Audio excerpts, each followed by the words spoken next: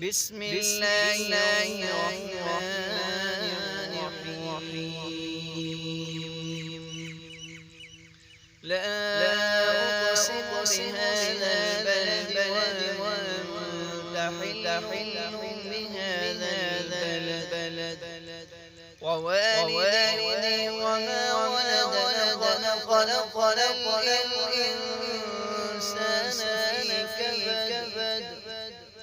أيحسب أن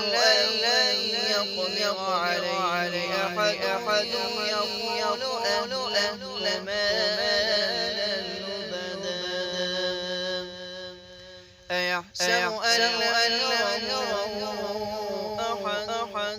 ألم نجعل له عينين ولسانا وشفتين وهديناه النجدين فلاقتحم العقبة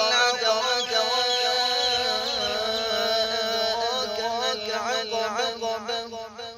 فك رقبة أو إطعام في يوم ذي مسغبة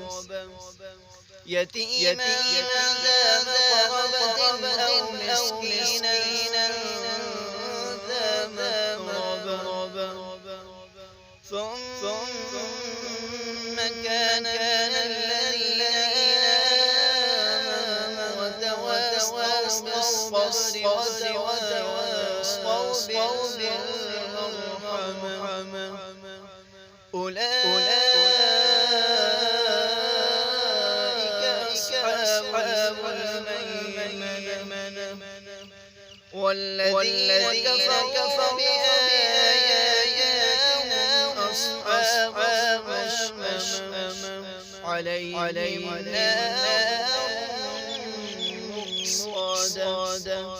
صدق الله